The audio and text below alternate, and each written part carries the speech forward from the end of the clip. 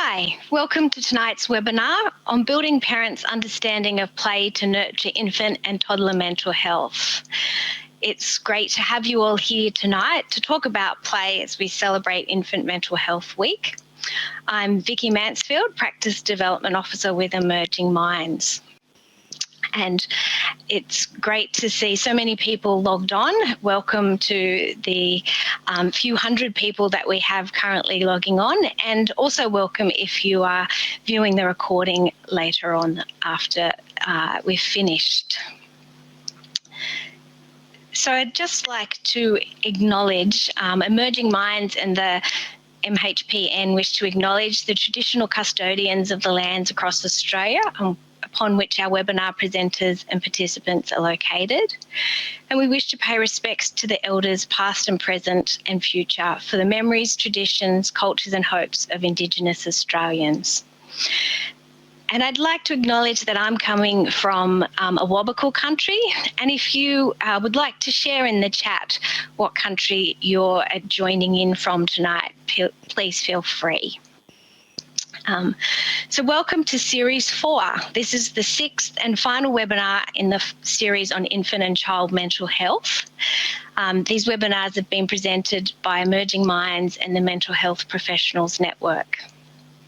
And so we're also getting ready for the upcoming Series 5, which has some really great themes, and they will be practice strategies for working with children and disability, paediatric anxiety, working with children with higher weight, supporting children who've disclosed trauma, First Nations children and family violence, and bullying.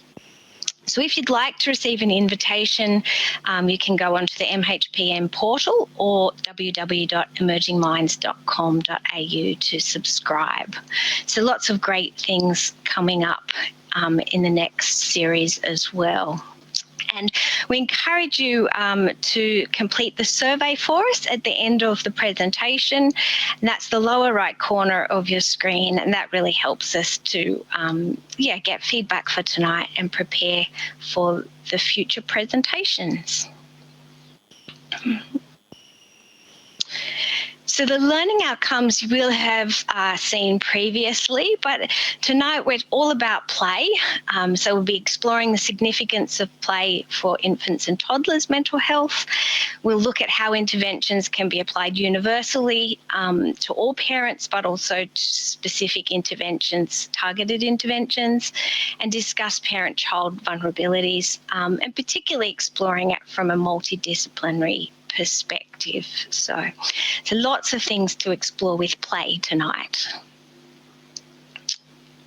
And I'm very excited to facilitate and present some fantastic panellists with a really great range of experience. Again, their bios are in the information section, so feel free to have a look at the full bios. But to start with tonight, I'll just say hello to Laura, Ricky and Lauren and ask you each a quick question, just so we can start to get to know each other and warm up for the evening. It's very wintry, so we all need to warm up. So welcome, Laura, who's our child and family partner with Emerging Minds. So nice to see you this evening, Laura. Having me tonight. So Laura, I know that singing and lullabies can be a really lovely way to play and connect with bubs, and I know that you're a newish parent. Do you have a favourite song for your daughter at the moment? Yeah, we sing lots of different songs, but one of our favourites, which I guess has been passed through our family too, so it's pretty special, is You Are My Sunshine. So we sing that quite a bit, and it's always been a favourite in the family, so we certainly love that one. Oh, lovely. Thank you, Laura. It's so great, and I look forward to hearing about your perspective of play as a new parent. And then I'd like to welcome Dr. Rickie Elliot, clinical psychologist here in New South Wales. Hi, Rickie. Hi, Vicki. Thanks for having me. Lovely to have you. And Rickie, Dr. Gordon Neufeld, who talks within the dance of attachment, and he talks about playfulness as the first sign of health and well-being. And I'm wondering, does that resonate in your experience? It certainly does, both for infants, children and adults. We can't be in a fearful or a stressed state and a playful state at the same time. So it certainly indicates a really regulated, calm, relaxed nervous system within our window of tolerance, where we're able to be free of everyday concerns, just to be joyful and light and connect with other people. Yeah, great. Thanks, Ricky. I look forward to hearing, and let's hope that our nervous system maintains its playfulness tonight. And I would like to welcome Lauren Haskins, speech pathologist. Welcome, Lauren. Hi, Vicki. Thank you. Lauren, again, Dr. Gordon Neufeld, he says play's middle name is engagement. And I'm wondering how much of your day or within your practice do you think spent using play to engage? I think as a speech pathologist, I'm really fortunate to spend most of my day in play, and I feel like, it's justified on the TikTok and social media at the moment where they're saying I am working when they're doing all very much different play activities. But I spend most of my day working with families about how to encourage them to participate and engage with play with their children and infants as well. So really fortunate for the work that I do, that I get to engage in so much play and get so much enjoyment out of it as well. Yeah, it is certainly great fun. Thank you. So, without much further waiting, let's proceed to have a chat about our case scenario tonight. So I'll just go next. Thanks. So tonight we're talking about Charlotte and Dillon, and Charlotte is a mum of Dillon who's 2 years old. And Charlotte's, if you've watched the video, has attended the GP after a year of Dillon battling some ear infections. So she's pretty exhausted with that, but she also has some concerns about Dillon and some challenges at daycare which are concerning her with pushing and hitting. And so, the presenters will each have a brief time to talk about some ideas around Charlotte and Dillon and supporting play for their well-being. But I also want to acknowledge that families, whilst we're talking about Charlotte and Dillon tonight, families are really diverse, and that parenting's not a function of gender, it's a function of willingness and thought and care. So I think it's really important for us to consider the diversity of families that we work with as well. So for us to start off with, I'd invite Laura and to share her insights as a child and family partner about play. Thanks, Laura. Thank you. So as Vicki mentioned earlier, I'm a recently new mum, so we've been going through a lot of play as my daughters started growing, and one of the things I want to start on is, I guess, the benefits of play. So play allows us to build relationships with our children. For us at the moment, we've spent so much time building a relationship through attachment with our daughter through different aspects of play. And this sort of building of the relationship can be through play that is natural, just as much, I guess, as structured sort of play. So play allows us to support our children's learning naturally in a natural environment. And that's one of our favourite things, I guess, to do, is be in the natural environment. And I guess to not just the natural environment, but be natural in ourselves. And the best play tool that is for our daughter at the moment in building a relationship and building attachment very much is ourselves. So whatever I'm doing or whatever my partner's doing in play, we are our greatest tool in exploring play. So exploration of play is really important for children's brain development. I guess what we've noticed is we're very much seeing things, again, through my daughter's eyes for the first time. start of a child's life for that first 12 months, they're experiencing things for the first time through play. So it's been really nice for us to, I guess, explore play and explore the world around us for the first time with her. And that also includes, that whole relationship building. It all blends into one with play, and it's something that we enjoy very much. So moving on to the next slide, what we've noticed, I guess, within ourselves is simplifying the stigma around play as a family. There's so much, I guess, on social media and that we see, and that expectation that we put on ourselves, and something that we've had to realise is that play is such a simple thing. So sometimes I'll set experiences up at home, and the first thing that my daughter would rather play with is, like in the photos, is some scrunched up newspaper or different things, rather than all the toys I've bought her, or, that sitting down meaningful experience. She might just want to look outside of the trees, and that's all play in itself, but you just want to simplify it and take that pressure away. That's really important. Otherwise, we're thinking we need to do all of these things at once with our children, and it just becomes too much. You want to enjoy it. You want to build those relationships and that attachment naturally, and that's something that's really important to us. So, what we think we need to play and what we actually need are two really different things. And another example, I guess, that I've noticed within myself, not so much as in my parenting role, but as an educator role too, was, I've planned group times and things where I've had, the puppets, I've had the musical instruments, everything there. And then the children are more engaged in playing with their drink bottles, tipping them upside down, looking at those sort of things. So play is a simple thing, and you've just got to find what works for you and what's important for your child is being comfortable in their own play. So then we look at play looks different every day, especially as parents. We're always so busy. The world around us never stops moving, and we don't know 2 days are the same. And that's okay. We need to take that pressure off of thinking that we need to have that set play every day. And sometimes, the play that you might have for that day is doing a routine nappy change and singing a song at that point in time.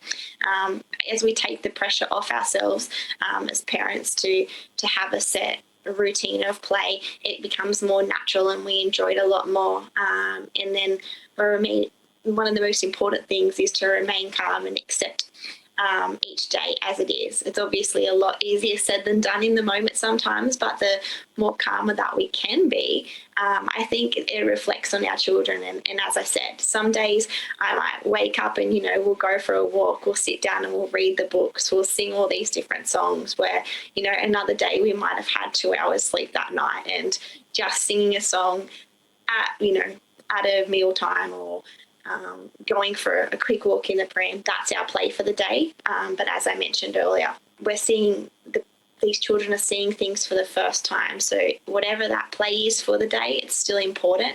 So taking the pressure off is a really important thing to look at. And as I said, no 2 days are definitely the same. And then when we go on to the next slide, something that's been really important for me to see as a parent with my partner, and as Vicki mentioned, everyone's family, there's diversity in different sort of situations, but for my personal experiences, the changes in our relationship as a family, watching each other explore play with our newborn was really interesting. We've seen each other in a different light. Play was probably a little bit more natural for myself, having an educated background and, not being embarrassed to sing a funny song or different things. And where for my partner, I seen him in a different light because he was playing for the first time and singing those songs for the first time, and, becoming out of his comfort zone. So you see the people and the family members in your family in a different lens when they're exploring play. And that's really it's been such an eye-opener for us, and something that we've really enjoyed to watch and see each other in a different light, and see it become comfortable with play and building those relationships and bonds. And as we've gone through these different elements of play, especially as our daughters got older, because each stage is a little bit different in how much interaction she's then giving us back as well. It's learning, supporting and guiding each other to feel confident to play, and giving each other some different tips and what's working.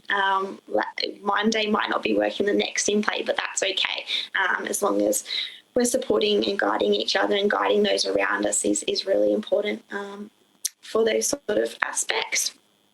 And then when I reflected on the case study with Dillon, some possible parent thoughts and feelings that I had reading it as a new parent is, and I guess reflecting on my practices as an educator too, is when we approached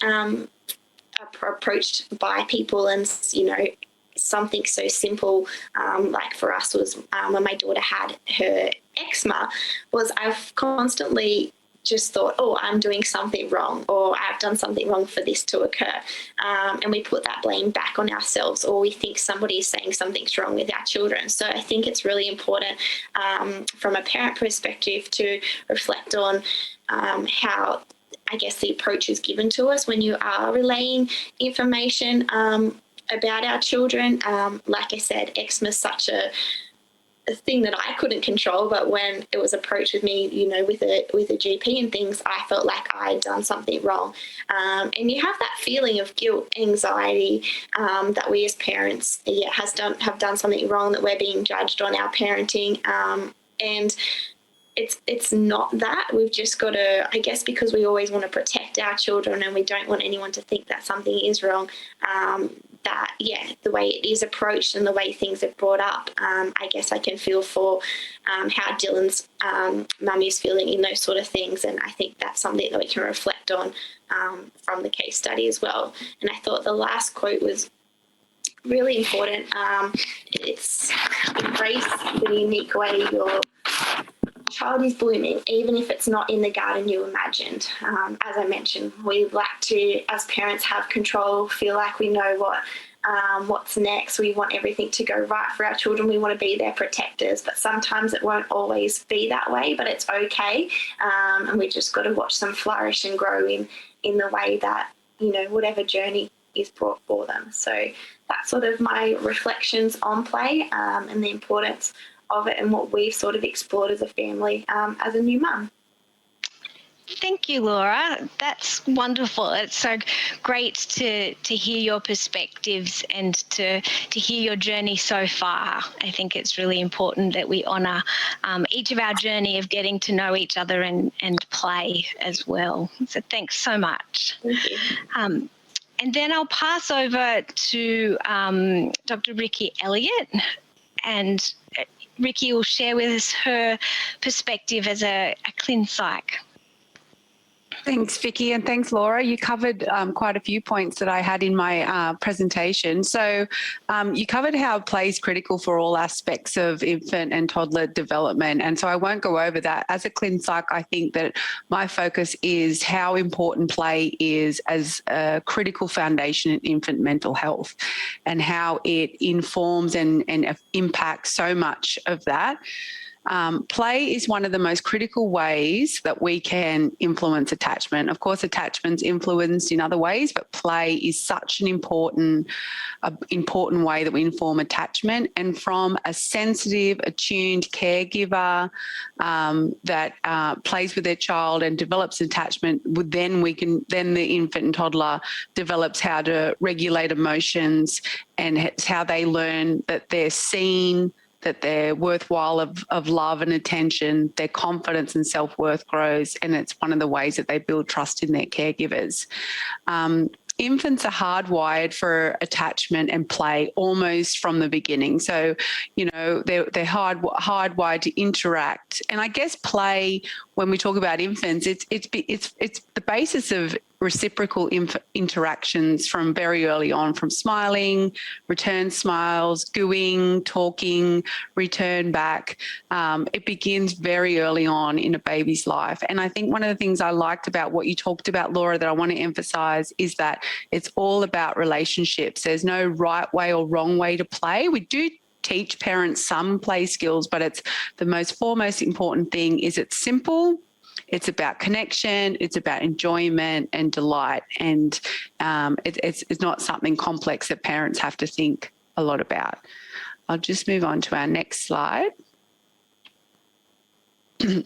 So some of the parent vulnerabilities that could impact their ability to connect with and play and enjoy with their child is that we see in everyday practice is when parents experience early trauma, they've got intergenerational attachment difficulties, so they've never really connected and learnt to play with their own parents as a child and infant, so they have no template for how you do that connection and play and interaction. Parents with high stress levels, mental health difficulties often have low emotional availability for their children. Therefore, their sensitivity and their reflective function on what their child's cues and needs are in play, and their energy to engage in play is low. Some parents really lack self-confidence and know how to interact and play with their child. And so we always work on a strength-based approach. So when we talk about how, and I'll go on to talk about in the following slides about some specific play interventions that we do with parents, but in our limited time here, I just want to reiterate the most important thing in teaching parents or facilitating parents to play with their infants and toddlers is that the therapist's relationship with the parent reflects what we want the parent to be able to provide with the child. So in order to be able to feel in a playful state, we have to be in a relaxed, calm state, not a fearful, stressed state. So the therapist relationship with the parent, so that the parent doesn't feel judged, like Laura was mentioning, so they feel safe, that we're here to support them. We're here to contain their emotions and support them with their stresses that we're going through before we come in with any instruction on how to play or what to do or what they should be doing or shouldn't be doing is the utmost importance. Even when as clinicians we think from an infant mental health perspective, we have to move quickly because this infant might not be getting what they need through play and attachment. And so the parent has to be in a secure, safe-based relationship with the therapist in order to be able to engage in a playful state with their infant or toddler.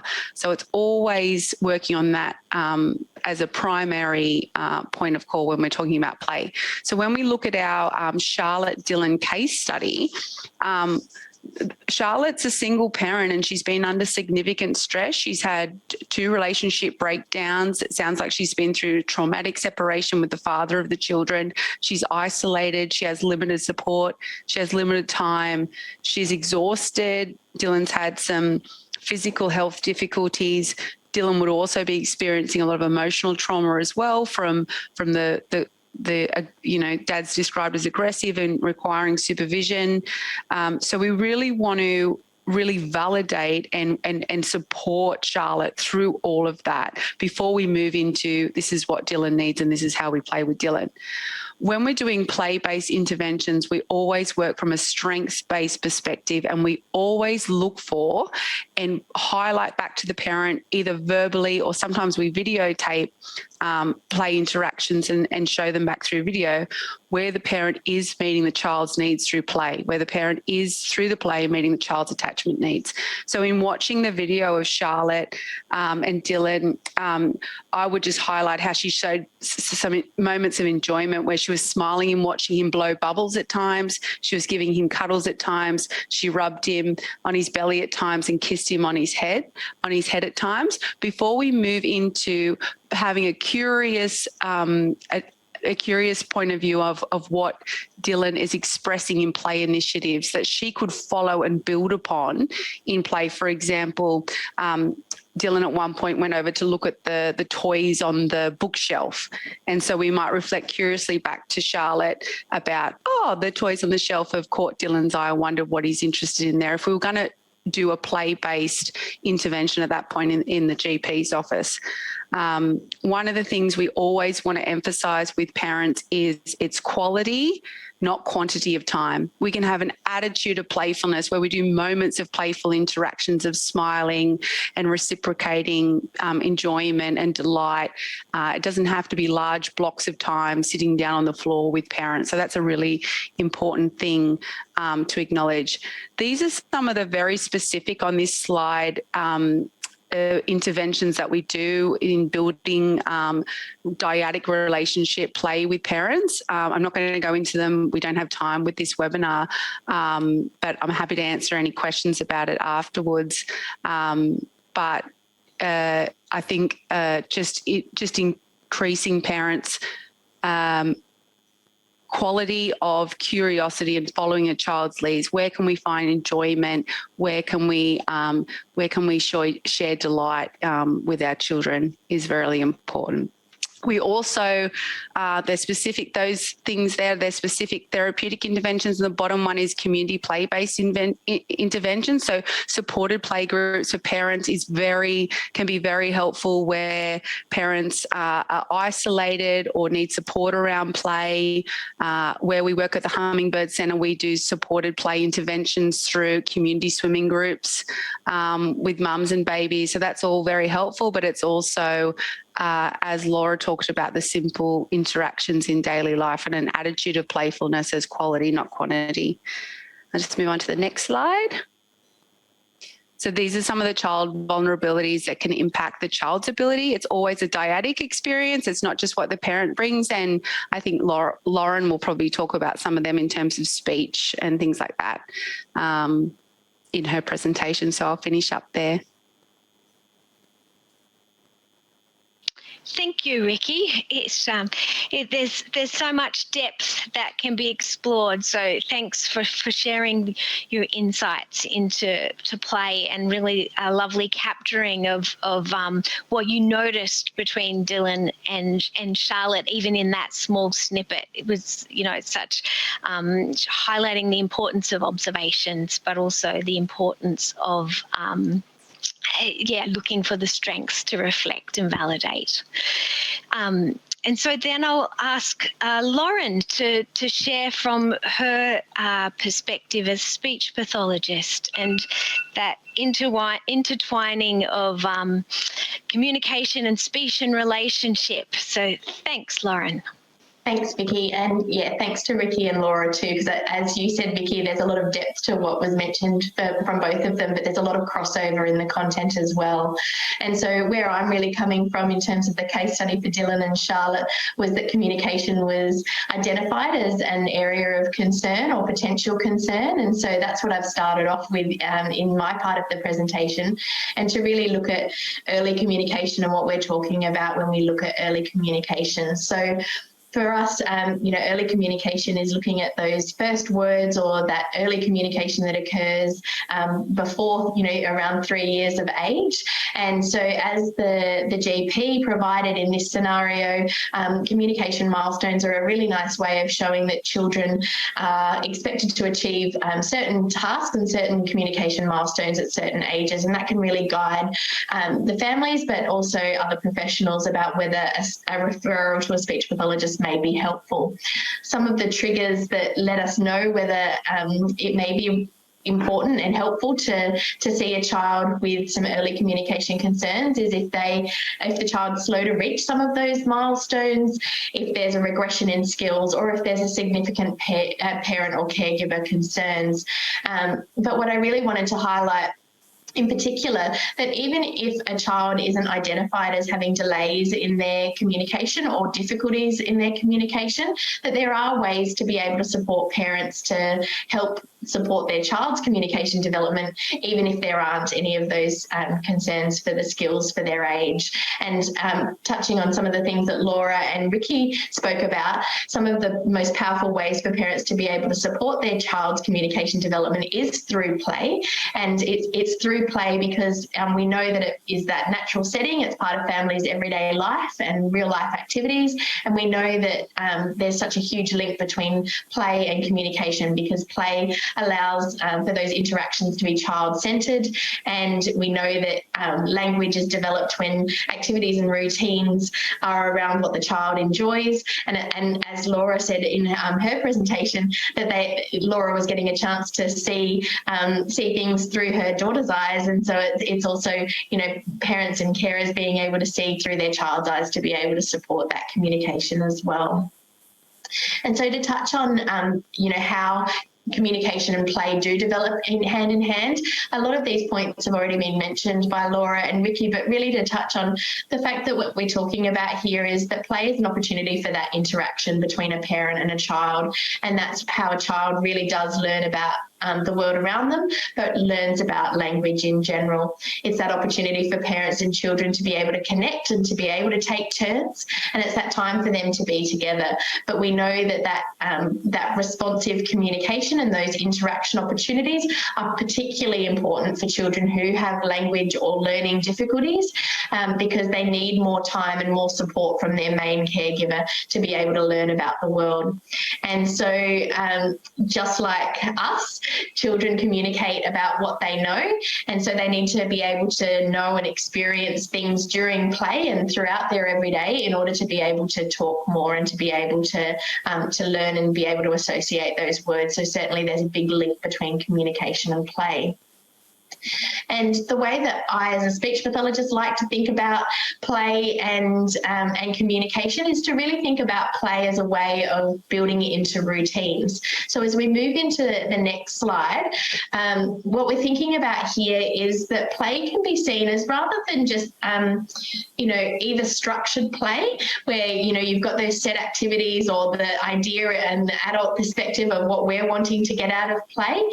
We can still think about play as being child-led and child-orientated, but we can see it in terms of a routine. And essentially a routine is just a scenario where there are specific steps, meaning that things are undertaken the same way, in the same order and repeated many times, and that there's really clear roles within that routine. And by having that routine as part of play, whether it's something that's more formal that we've set up, or whether it's something that the child has brought to you, like a piece of wrapping paper or newspaper, like what Laura was saying, there's ways that we can approach that builds in some language and some of that routine around that. And as that quote says in here, that from a couple of different sources, but early people games and routines help children to acquire language because they have limited and familiar language forms, and so that predictable task structure allow for reversible roles and are enjoyable, which encourages persistence. And essentially when we're talking about persistence in this context, we're talking about those back and forth turns between the parent and the caregiver, and so the child is more likely to stay in that interaction for longer if they're enjoying it and if they're being able to communicate their interest and their enjoyment in that activity, regardless of what that activity or task may be around the play. And so my last slide is just really talking about ways that families can support communication during those everyday activities. And I think probably for me, the big thing is around ensuring that parents are being supported to be responsive to their child's communication. So when we're talking about a child's communication, we're not just talking about the words that they're using, but we're also talking about the facial expressions and the gestures and the sounds that they're using, as well as the words and the phrases that they're using. And we're really supporting parents to be responsive to that in some way. So these are some suggestions of some ways that families can be responsive. And when they're being responsive to their child's communication, that's what's going to support their child's communication development, regardless of whether there's identified difficulties or not. When we're talking about focused stimulations, we're talking about focus stimulation is talking about a parent's ability or main caregiver's responsibility and ability to be able to respond to the child's interest in initiations and to be able to repeat key target words during those interactions in a really natural and meaningful way without expecting the child to be able to repeat or to respond to those particular words that are being used. So, for example, an example of up, for example, as a target word, the parent or caregiver would be using up when the child points to wanting something that's up high and up on the shelf. And when the child puts their hands up, the parent would then, imitate that gesture of up and use the word up. And as they're walking up the stairs, they would use up, up, up, and that having that attitude of playfulness, like what like Ricky was talking about, but also being responsive to what the child is interested in and what they might be communicating lends into that focus stimulation. I briefly alluded to using lots of gestures throughout play. We know that children who may be having challenges with their language or learning, that they really respond to that multimodal communication as a way to be able to support their learning. And so using lots of different ways, so pictures and gestures can really augment the words that we're saying and really support that communication as part of those natural interactions, and being consistent with those same gestures, sounds and words throughout the day can be really helpful. So rather than mixing up the different gestures for the one word or one experience, being consistent with that can be really helpful. But the most powerful thing that Charlotte can be doing with Dillon, but also, some of the things that you can be sharing with the families that you're working with, is encouraging them to talk about what they're doing with their child throughout the day. And it's not about the quantity of what they're actually saying, it's about the quality, as Ricky and Laura were talking about, but it's also about ensuring that there's a balance and that they are being really responsive. So it's fine to be talking about what you're doing, but it's also really important to look at what the child may be trying to tell you, even if they're not using words. So being responsive towards them, not asking too many questions, and balancing comments and questions in order to be able to respond to them as part of that communication. And then that makes up part of the play, and that's how communication and play can really go hand in hand to be able to support the interaction between the parent and the child, but also to be able to support the child's communication and learning as well.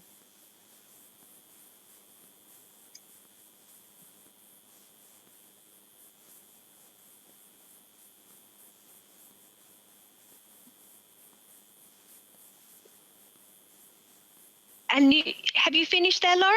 Yep, all finished there. Sorry. Sorry. Thanks so much, Lauren. I can really hear in what you're saying there is it's that balance of, chattering about what our day, but also that balance of being curious and paying attention to what's being expressed. And I really liked that point where you were saying by us repeating or saying the words or cueing the words, it doesn't mean that we're expecting that they have to say it back, because I think that can be such a pressure or stress sometimes if we're thinking they've got to say it back and in the right way. So and that lovely experience of playfulness of backwards and forward is both relationship and communication building. Yeah. So thank you so very much to our presenters for sharing your insights about Charlotte and Dillon and about play. And so we have some time for questions. So thanks for people who have submitted their questions earlier and for the questions that have come through as the presenters were chatting. So one of the ones that come up, which I think is a really great question, what are the best ways to introduce books or sharing a reading routine between parent and child? Laura and then maybe Lauren, I'm wondering if you wanted to share your experience of that, Laura. You're on mute still.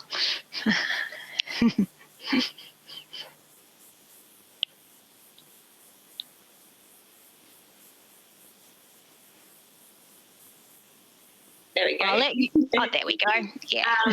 So we introduced books quite early, and I guess it's sort of off what Lauren just said as well.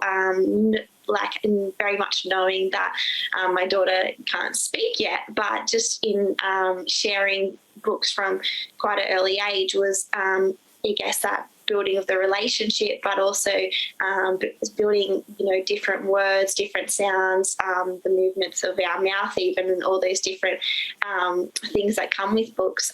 We just started quite early, and naturally, as I said earlier, some days we might not get to a book. It has become a bit of our part of our nighttime routine. Sometimes we might get through 3 pages of the book. Sometimes we might read the whole book, but just little steps in how we've sort of introduced it has worked well for us. Yeah, thanks, Laura. And I think, that sitting and snuggling in, sometimes they're ready to snuggle in and sometimes they've got the wiggle worms, and particularly as they get older. So, the bedtime routine with my son, I remember he was a wiggle worm. He didn't want to sit still for the books. So, Lauren, do you want to share your experiences of story time?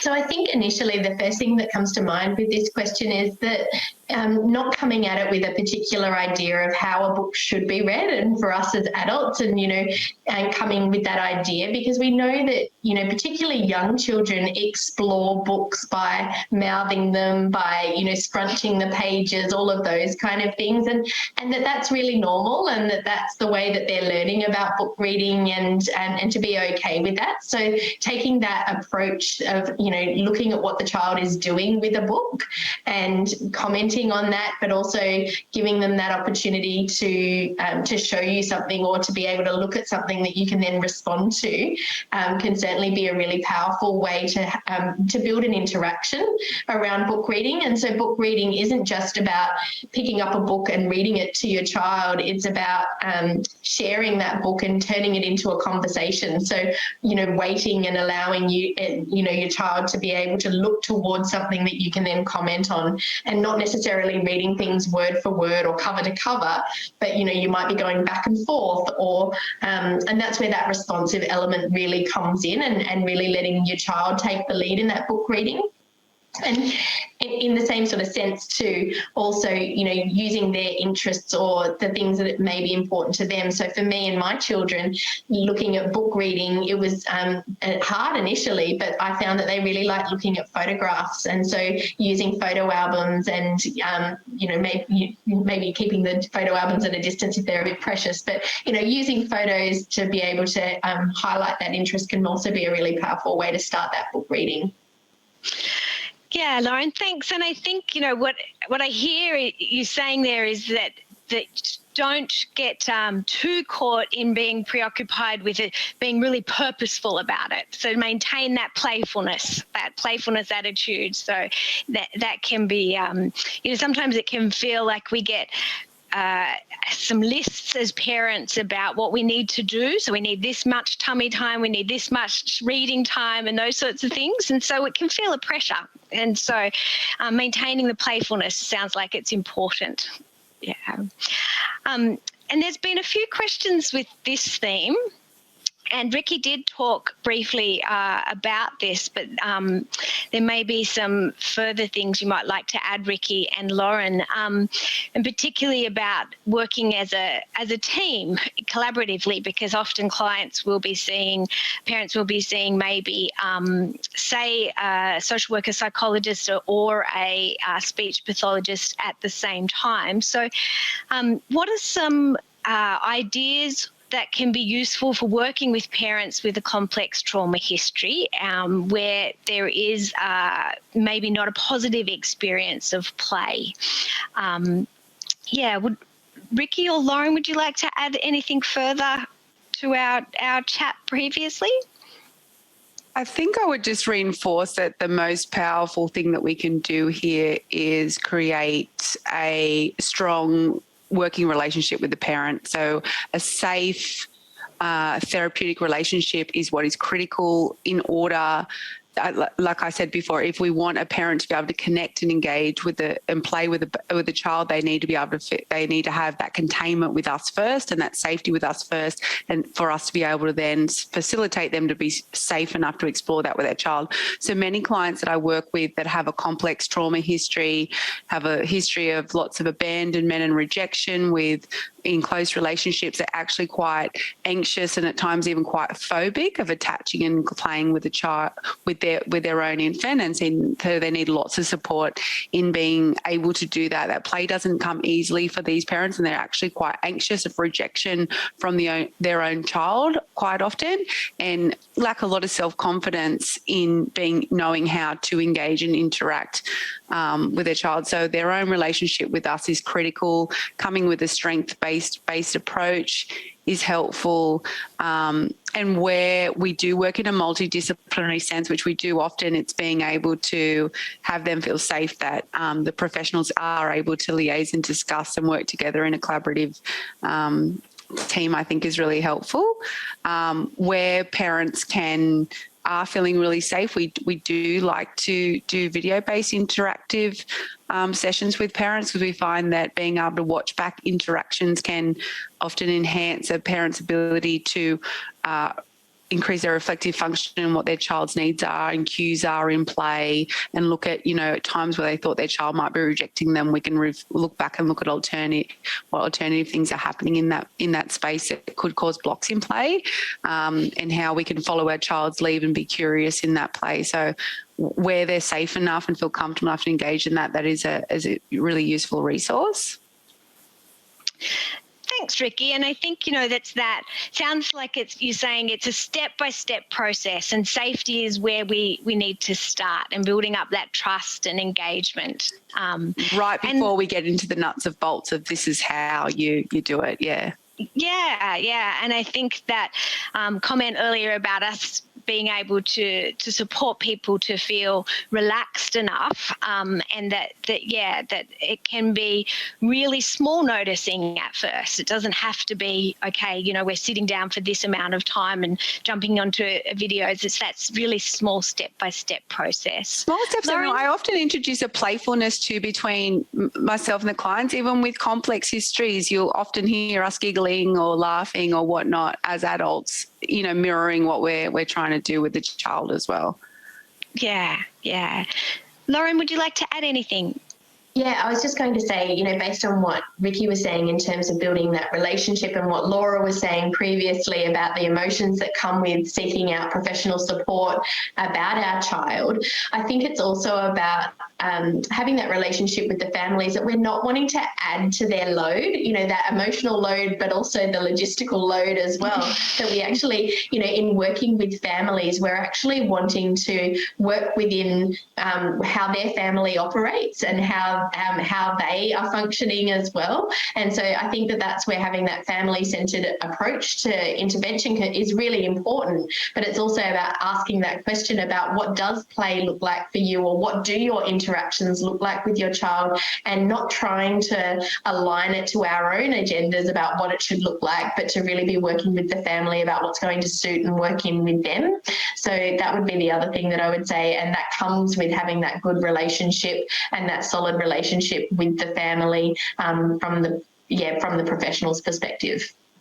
Yeah, I think that's a really, really compassionate and great reflection, Lauren, that, that it's not our agenda, because as Rickie said earlier, we're wanting to model, and so we don't want it to be the parent's agenda for the child's play. We want the child to have their freedom to explore their play. So we don't want to be also placing expectation on the parent about what we expect they need to do in play particularly. So, moulding it to suit their time and schedules and those sorts of things. And which takes us into another question that's come through, is that around the time. And so there was a few questions. There was a question around the, when parents are time poor, but also in terms of parents' self-care and their own well-being as well.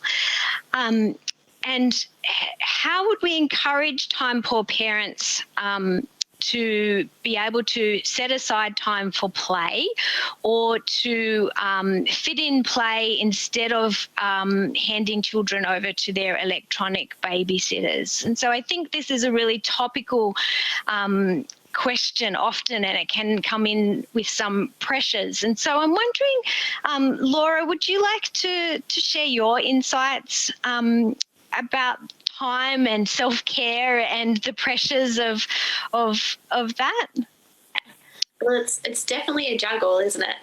And I think, as we said earlier, we just have to simplify what play is. So I'm the first to admit that with my educator background too, I was like, no, my daughter won't need any screen time. She won't need to sit in front of the TV, nothing like that. But after, we've had 2 hours sleep that night and I need, my tea in the morning or something to get myself back into the rhythm of the day and feel calm within myself, she might have 5 minutes or, half an hour in front of the TV while I get myself back to, I guess, reality and feel calm. Because as both Lauren and Ricky mentioned earlier, like if you're not calm in yourself, it's gonna come off in how your child is too. But different things, like we said as well, in the simplicity of doing things in routines. Sometimes that play for that day might be when I'm changing a nappy, or might be when we're preparing a bottle, or different things like that. So I guess taking it as simple as you can takes away that pressure of when we are feeling time poor and we're trying to juggle everything. But don't be too hard on yourself, because sometimes, the screen time might be that 5 minutes that you might get your self-care. And like I said, if it's a nappy change or a meal time or whatever, that you just sing one song, or, you just have that interaction and smile at each other for the day, that's play, and that's okay in itself too. Yeah, lovely. I think it's really wise. We do have to balance, don't we? We have to balance. And Lauren or Ricky, if you were noticing that screen time and time was a pressure, how might you approach that with a family?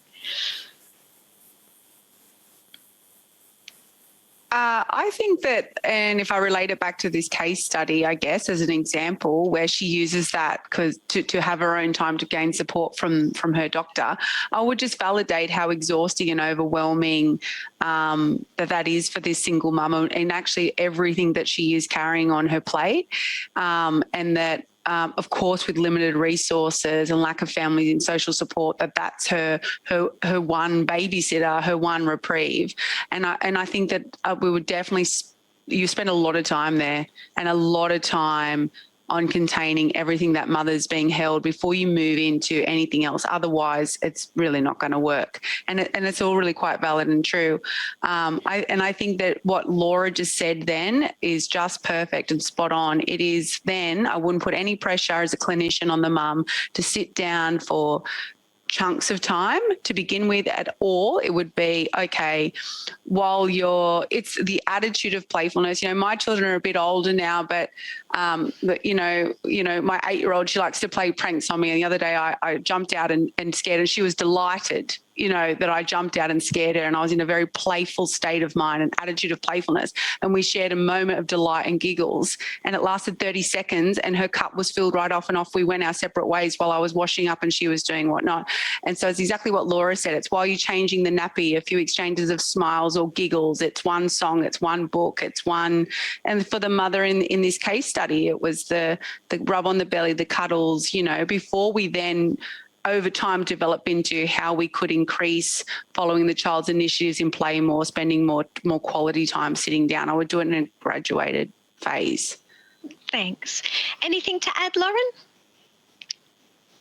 No, I completely agree with, both of them. It's more so that I would just say to, normalise that some screen time is actually okay, and to go back to that idea around the quality of the interactions. And I love what Ricky was saying about delighting, not only, them delighting in you, but you delighting in them, and finding out what they're enjoying. And there's no reason why you can't have shared screen time and to be delighting in some of those things as well. But, normalising it and not feeling guilty around some of those things, and not making the parent feel guilty. Yeah.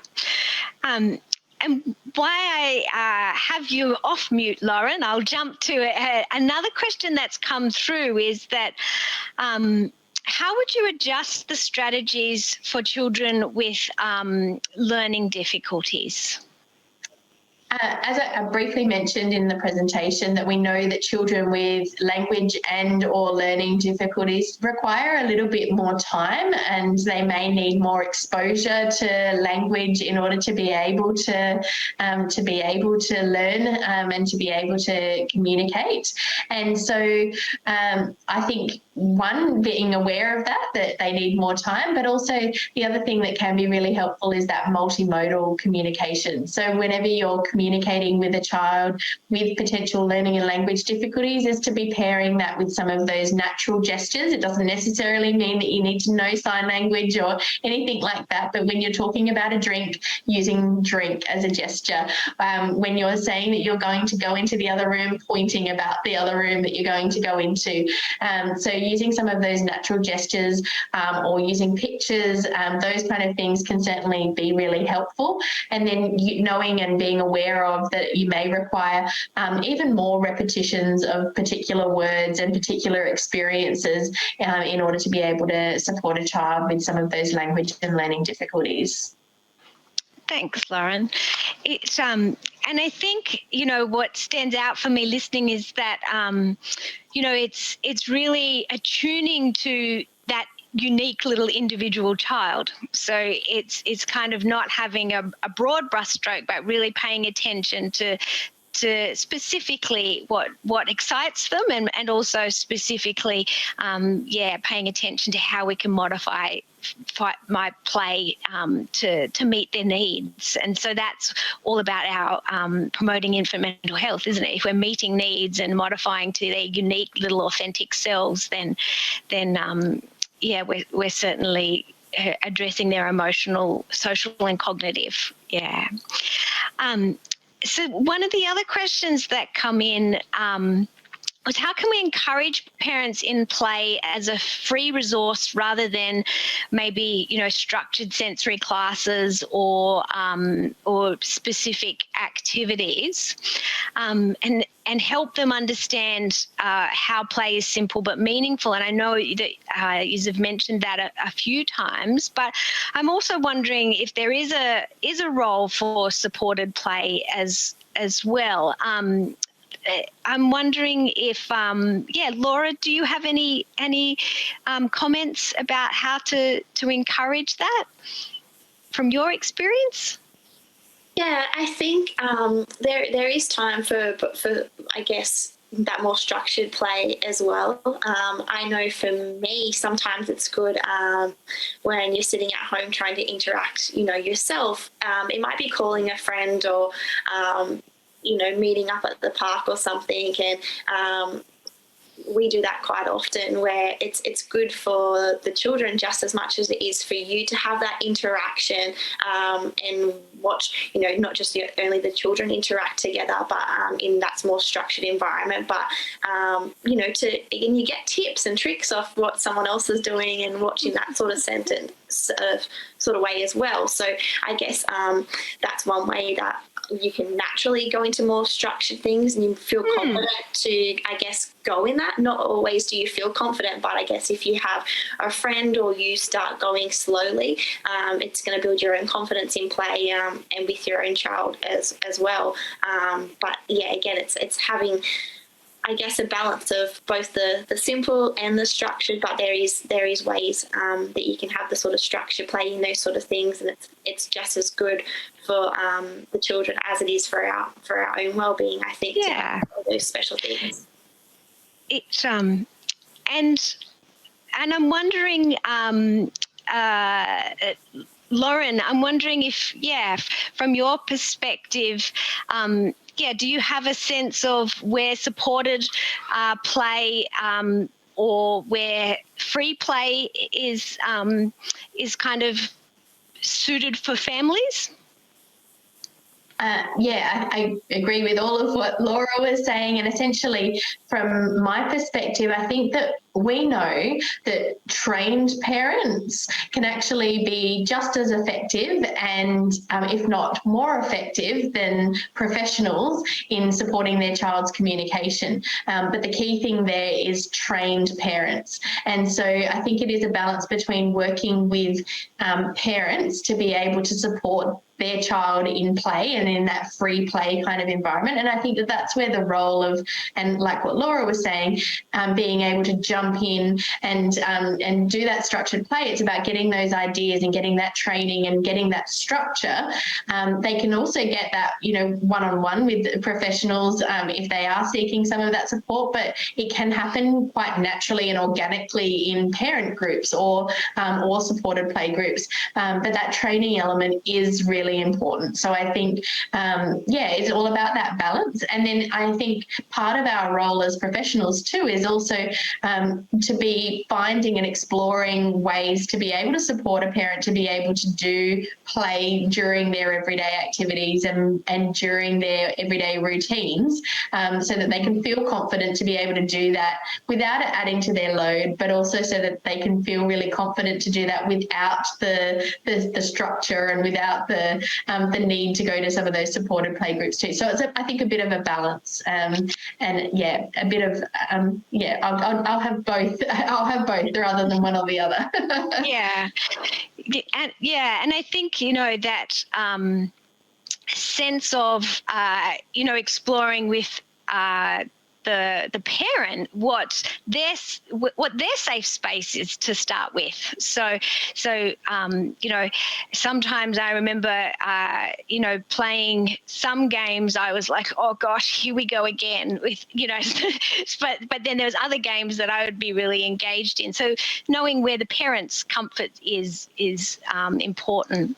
And we have a great question come through from Alicia as well about, for multilingual and bilingual families, when working with them and teaching their children, what's the best way of supporting families where there is bilingual languages? Lauren, I'll bounce that one sounds you. like mine. So what we know is that, for children who are, in a multilingual family, that families should be encouraged to use their first language and the language that they're most comfortable with.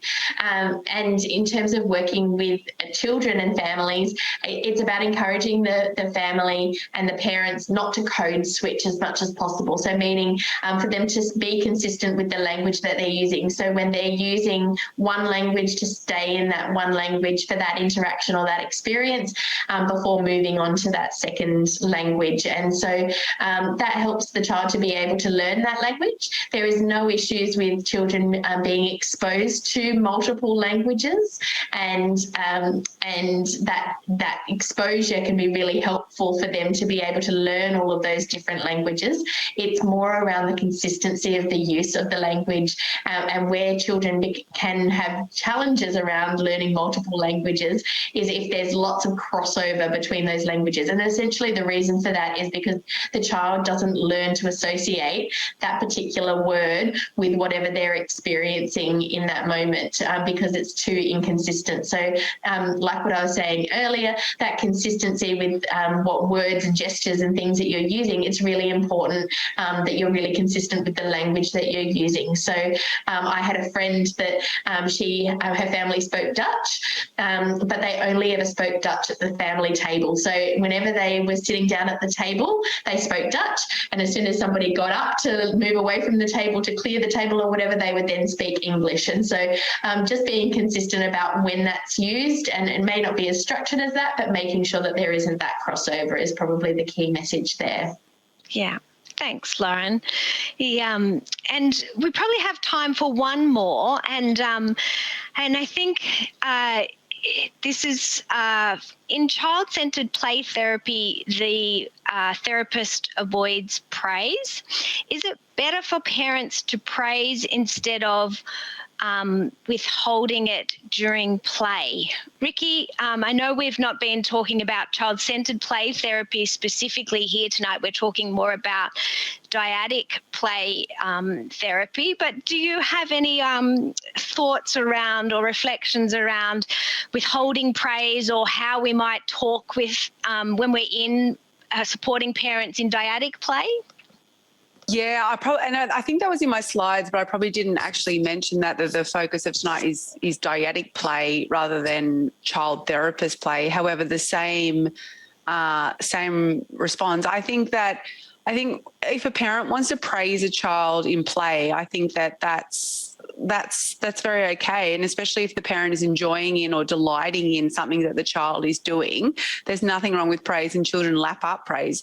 I feel like as long as there's a good balance, and what we always look for in play is the parent follows the child's lead and the child's initiatives in play, and the parent welcomes them in as much as they're forever safe. And so as long as the parent is letting the child explore the play and only helping as much as what is necessary. So whereas sometimes the only reason I can see praise to become an issue is where a parent's trying to direct play in a certain direction because they're trying to teach a child a certain thing. That's often where parents can get stuck in play, that we know it's so good for all aspects of development that we often might go in with the idea that we want to teach them something, which I think that Laura and Lauren referenced before. If you might be reading a book and the child just wants to mouth the book, but hang on, I want to be reading and teaching you. It's more about enjoyment. So as long as the parent is doing praise in a way that is, I'm enjoying you. Oh, aren't you clever? Look at that tower that you built, but it's more about relationship and enjoyment rather than you did this skill or you learnt this thing or I'm going to teach you this or you are intelligent in this way or you have done that. I think as long as we always make it about enjoyment and delight and connection rather than teaching or aren't you amazing? Look at that Picasso drawing you did. I think that we're on track. Yeah, and I can hear the messages coming through about enjoyment, delight, noticing, paying attention to children's interests, and being with your child on a relational level rather than trying to take over play or teach. Yes. Yeah, great. So thanks everybody for your questions, and thank you panelists for speaking to those, and just for us to bring this into a close, I'm wondering if I can ask each of you to share your departing words of wisdom. What's your gem? What's your gem for people to take away from tonight? There's so much that we've chatted about in terms of play and this relationship between play and emotional and social well-being for children and mental health. I'll go in the order that we started with. So, Laura, what's your gem or word of wisdom for our audience tonight?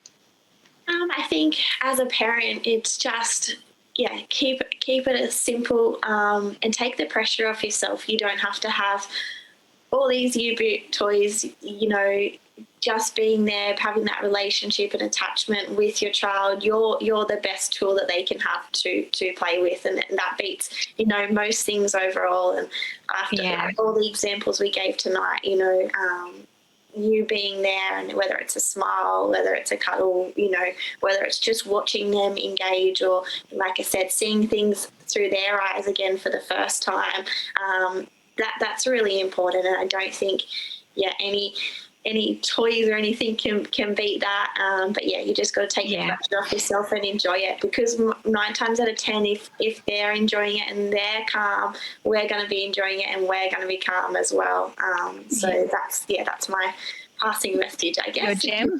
Lovely.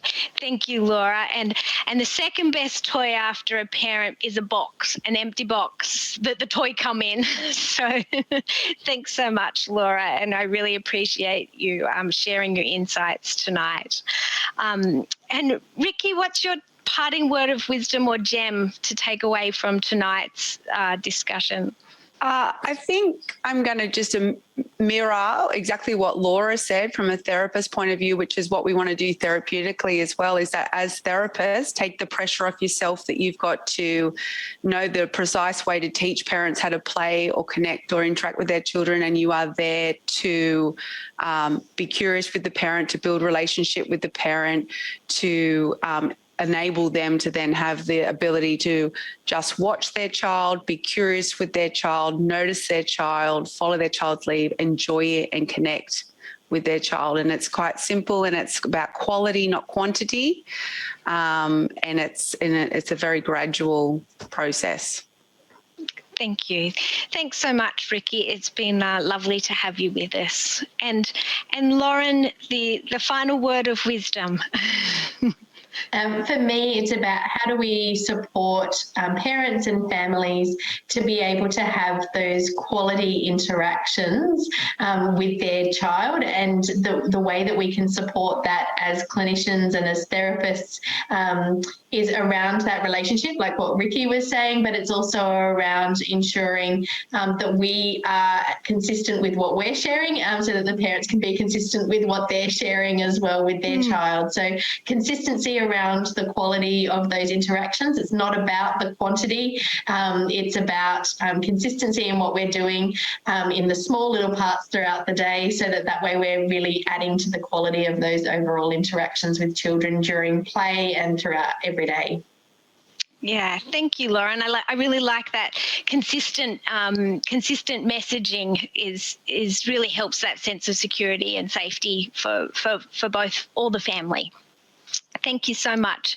Thank you, Lauren, Laurie, and Rickie for sharing your insights tonight. We greatly appreciate it, and for celebrating Infant Mental Health Week with us.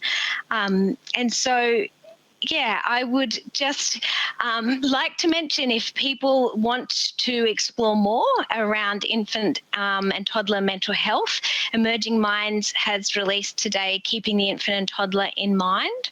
It's a 2-hour online course which certainly looks at play, but also introduces a relationship-based framework that promotes the mental health of children 0 to 5. And so, it echoes and explores lots of the concepts that we've discussed tonight. So you can visit Emerging Minds site to access that.